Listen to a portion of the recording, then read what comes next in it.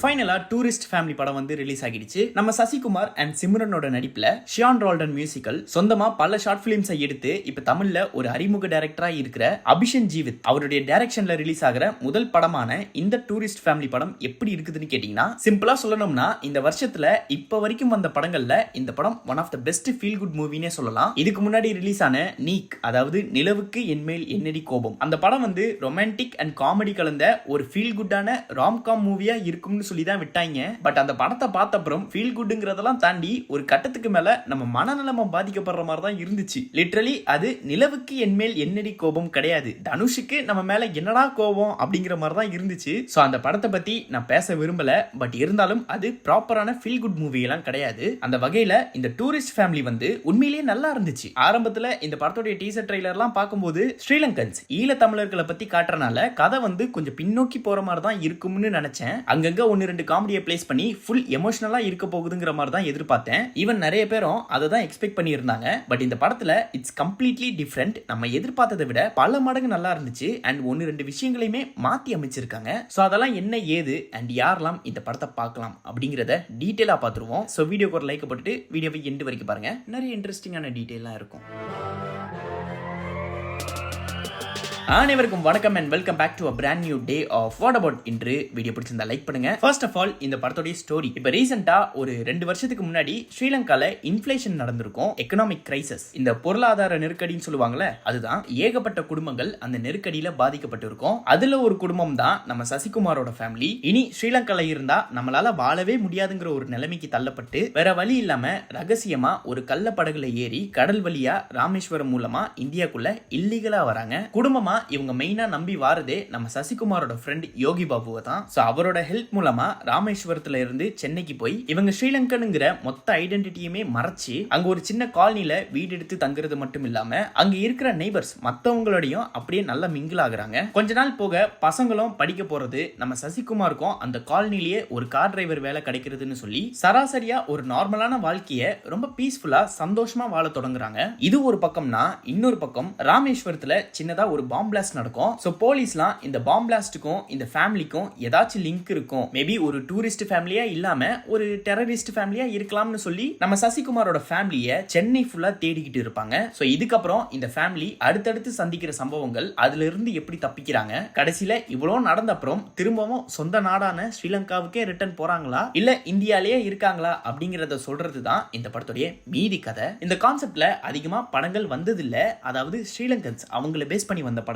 அதுலயும் தமிழ்ல எனக்கு தெரிஞ்சு நம்ம மணிரத்னமோட டைரக்ஷன்ல 2002ல ரிலீஸ் ஆன கன்னத்தில் முத்தமிட்டால் அந்த படம் தான் கடைசி படம்னு நினைக்கிறேன். அதுக்கப்புறம் நம்ம விஜய் சேதுபதியோட ஆண்டவன் கட்டளை, அந்த படத்துல சின்னதா ஒரு ஸ்ரீலங்கன் கேரக்டர் இருந்திருக்கும். நம்ம விஜய் சேதுபதி கூடயே ஒருத்தர் வாய் பேச முடியாம சுத்திக்கிட்டு இருப்பார்ல, அவர் தான். அது இல்லாம மத்த லாங்குவேஜஸ்லயும் 1-2 படங்கள் இந்த மாதிரி வந்திருக்கு. பட் இத்தனை படத்துலயுமே இவங்க அதிகமா பேசப்பட்ட ஒரு விஷயம்னா அது 1983ல இருந்து 2009 வரைக்கும் ஸ்ரீலங்கால நடந்த சிவில் வார், அந்த உள்நாட்டு யுத்தம், அதை பத்தி தான் பேசியிருப்பாங்க. அந்த வார் வந்து 2009 வரைக்கும் எக்ஸ்டெண்ட் ஆச்சு. பட் கன்னத்தில் முத்தமிட்டால வந்து 2002ல ரிலீஸ் பண்ணியிருப்பாங்க. அதனாலேயே அந்த படம் வந்து ஈழ தமிழர்களுக்கு குரல் கொடுக்கிற விதமா அமைஞ்சிருக்கும். அதை தொடர்ந்து ஆண்டவன் கட்டளை, அந்த படத்துல அந்த ஸ்ரீலங்கன் கேரக்டர் வந்து இந்த போர்ல இருந்து தப்பிச்சு இந்தியாவுக்கு வந்த மாதிரி தான் இருக்கும். ஒரு அகதியா எங்க பேசினா தாம் பேசுற தமிழை வச்சு ஸ்ரீலங்கன் தமிழ்னு கண்டுபிடிச்சிருவாங்கிறனால அந்த கேரக்டர் தனக்கு வாய் பேச முடியாதுங்கிற மாதிரி தான் காட்டிப்பாரு. ஈவன் நம்ம கார்த்திக் சுப்ராஜோட ஜெகமே தந்திரம், அந்த படமும் ஈழ தமிழர்கள் ரெஃப்யூஜஸ் அகதிகளா வேற கண்ட்ரில போய் வாழ்ற மாதிரிலாம் காட்டியிருப்பாங்க. பட் ஓவராலா இந்த படங்கள்லாம் அந்த சிவில் வார் அதை அடிப்படையா வச்சு தான் இந்த கதையெல்லாம் கொண்டு போயிருப்பாங்க. பட் இந்த tourist family it's completely different. இன்னும் எத்தனை நாளைக்கு தான் இதை பத்தி மட்டுமே பேசுறது, இதை தாண்டி இன்னும் நிறைய இருக்குங்கிற மாதிரி கொஞ்சம் புதுசா கரண்ட் சிச்சுவேஷன், இலங்கை மக்களோட வாழ்வாதாரத்தை பத்தி பேசியிருப்பாங்க. சோ அதெல்லாம் உண்மையிலேயே நல்லா இருந்துச்சு. ஐ மீன் அந்த கான்செப்ட் வந்து ரொம்ப புதுசா நல்லா இருந்துச்சுன்னு சொல்ல வந்தேன். சிம்பிளா ஒரு பழக்கப்பட்ட கான்செப்டை கொஞ்சம் பட்டிட்டிங்கரிங் பண்ணி பிரசன்ட் பண்ணிருக்காங்க. இதை நான் கலாய்க்கிற விதமா சொல்லல, சீரியஸா தான் சொல்றேன். இந்த கதை வந்து புதுசா இருந்தாலும் ஒரு ஃபியூஷன் மாதிரி தான். பொதுவா ஸ்ரீலங்காங்கிற கான்செப்டை வச்சு ஒரு ஃபேமிலி போலீஸ் கிட்ட மாட்டிக்கிட்டு அதுல இருந்து எப்படி தப்பிக்குது, பாபநாசம் ஸ்டைல்ல ரொம்ப த்ரில்லரா கொண்டு போகாம சீரியஸான விஷயத்த அங்கங்க ஹியூமர் கலந்து ரொம்ப ஃபன்னா சொல்லி இருப்பாங்க. சோ அந்த வகையில கதை வந்து நல்லா இருந்துச்சு. இந்த படத்துல ரைட்டிங் எந்த அளவுக்கு ஒர்க் ஆகி இருக்கோ அதை விட ஸ்கிரீன் பிளே அட்டகாசமா பண்ணியிருக்காங்க. அதுதான் இந்த படத்தோட மெயின் பாசிட்டிவும் கூட. படம் தொடங்கும் போதே ஒரு விஷயத்த சொல்லி தான் தான் தொடங்குறாங்க. இந்த படத்துல வர ஃபேமிலி இலங்கை தமிழர்கள்ங்கறனால படம் ஃபுல்லாவே ஸ்ரீலங்கன் தமிழ்ல தான் பேசுவாங்க. பட் அது இல்ல ஆடியன்ஸுக்கும் புரியணும்ங்கிறதுக்காக சராசரியா நம்ம பேசுற தமிழ லைட்டா மிக்ஸ் பண்ணி பேசுற மாதிரி தான் இருக்கும் ஆடியன்ஸுக்கு புரியணும்ங்கிறதுக்காக. சோ அது உண்மையிலேயே நல்லா இருந்துச்சு. ஓவராலா 2.5 மணி நேர படத்தை செம என்டர்டைன்டா காமெடி கலந்த எமோஷனல் அண்ட் ஃபீல் குட் டிராமாவா கொண்டு போயிருப்பாங்க. எங்கேயுமே இந்த லேக் அண்ட் போர்லாம் அடிச்சிருக்காது. முடிஞ்ச அளவுக்கு என்கேஜிங்கான ஃபேக்டர்ஸை வச்சு கதையை விறுவிறுப்பா கொண்டு போயிருப்பாங்க. படத்தோட ரன் டைமை கொஞ்சம் குறைச்சிருக்கலாம்ப்பா அப்படின்னு சொல்லவே தோணாது. ஃபர்ஸ்ட் ஹாஃப் ஃபுல்லாவே காமெடி அண்ட் செகண்ட் ஹாஃப் கொஞ்சம் எமோஷனலா இருந்திருக்கும். என்ன பொறுத்த வரைக்கும் ஃபர்ஸ்ட் ஹாஃபை விட செகண்ட் ஹாஃப் இன்னும் பெட்டராவே இருந்துச்சு. இந்த படம் பார்க்கும்போது நிறைய இடங்கள்ல நம்ம ஏதோ ஒரு மலையாள படம் பார்க்குறோமோ அப்படிங்கிற மாதிரி தான் தோணுச்சு. பிகாஸ் இந்த மலையாள படங்கள்லாம் பார்த்தீங்கன்னா ஒவ்வொரு விஷயங்களுமே ரொம்ப ரியலா யதார்த்தமா காட்டுவாங்க. பொதுவா எல்லார் வாழ்க்கையிலையும் காமனா நடக்கிற ஒரு விஷயம் தான் படமா இருக்கும். சோ அது ஆடியன்ஸுக்கு நல்லாவே ஒத்து போகும், ஈஸியா கனெக்ட் ஆவாங்க. அதே மாதிரி தான் இங்கேயும் நிறைய சீன்ஸ் பார்த்தீங்கன்னா ரொம்ப யதார்த்தமா இருக்கும். பொதுவா நடக்கிறது தானப்பா அப்படிங்கிற மாதிரி தான் சொசைட்டியை பத்தி சொல்ற விஷயம்லாம் சும்மா நச்சுன்னு சொல்லியிருப்பாங்க. சில இடங்கள்ல உங்களை அறியாமையே நீங்க அழுகலாம். அந்த மாதிரியான எமோஷனல் கனெக்ட்லாம் இருக்கு. அண்ட் நான் ஏற்கனவே சொன்னதுதான், கன்னத்தில் முத்தமிட்டாலா இருக்கட்டும், ஆண்டவன் கட்டளையா இருக்கட்டும், ஈவன் ஜெகமே தந்திரம் கூட பொதுவா ஈழத்தமிழர்களை பத்தி காட்டுறாங்கன்னா அங்க ஒரு ஸ்ட்ராங்கான எமோஷனல் கனெக்ட் இருக்கும். அவங்க கஷ்டப்படுறத பார்த்து நம்ம ஃபீல் பண்ணாம இருக்கவே மாட்டோம். சோ அதே மாதிரியான இம்பாக்ட் தான் இந்த படத்துலயும் இருக்கு. ஈவன் தோ இந்த படத்துல இவங்க ஃபுல் அண்ட் ஃபுல் 10 நிமிஷத்துக்கு ஒரு தடவை காமெடி பண்ணி இருந்தாலும் அந்த எமோஷனல் கனெக்ட் அண்ட் இந்த படத்தோட மெசேஜ் அது எதுவுமே அஃபெக்ட் ஆகல. அது போக மலையூர் மாம்பட்டியான் சாங்குக்கு அந்த சின்ன பையன் ஆடுறது, ஆல் தோத்த பூபதி சாங் மூமெண்ட், சசிகுமார் அவர் பசங்களோட சேர்ந்து ஆடுறது, அப்பா ரொம்ப சந்தோஷமா இருக்கேன் இன்னைக்கு அம்மா கூட தூங்குறேன் அப்படின்னு சொல்லும்போது இப்படி ஊர்ல சந்தோஷமா இருக்கிறேன்னு பேர்ல தம்பி பிறந்தது பத்தாதான்னு சொல்றதா இருக்கட்டும், ரொம்ப நாள் கழிச்சு குடிச்சிட்டு வரும்போது அங்க நடக்கிற ஆர்குமெண்ட், அப்பா பையன் சண்டைன்னு சொல்லி எமோஷனல்ல கொண்டு போய் காமெடியில முடிக்கிறதா இருக்கட்டும், அவன் பேரு ஆகாஷே இல்லைன்னு சொல்றது, நாங்க எந்த தமிழ்ல கதைக்கிறோங்கிறது பிரச்சனையா இல்ல தமிழ்ல கதைக்கிறோங்கிறதே பிரச்சனையான்னு சொல்றதா இருக்கட்டும், பொழைக்கிறதுக்குன்னு வந்த அப்புறம் உழைக்காம இருந்தா எப்படின்னு சொல்றது, நம்ம எம்.எஸ். பாஸ்கர் அண்ட் ரமேஷ் திலக் அவங்க சொல்ற ஒரு சில விஷயம்னு சொல்லி எல்லா சீன்ஸ் அண்ட் டயலாக்ஸ்லாம் வந்து ரொம்ப இம்பாக்டடா அண்ட் ஆல்சோ செம ஹியூமராகவும் ஒர்க் ஆச்சு. காமெடின்னு வரும்போது எல்லா காமெடியுமே எல்லாருக்குமே ஒர்க் ஆகிடும்னு சொல்ல முடியாது. சில பேருக்கு 1-2 காமெடி மிஸ் ஆகலாம். அதை தொடர்ந்து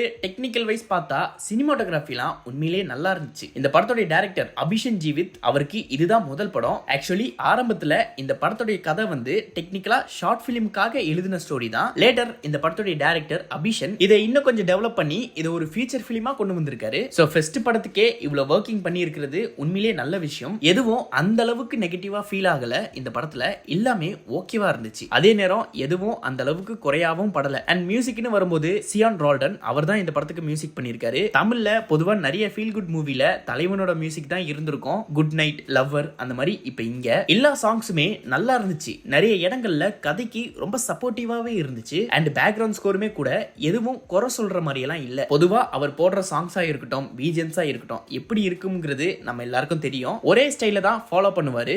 அதே மாதிரி தான் இங்கேயும் எதுவும் புதுசாலாம் இல்ல.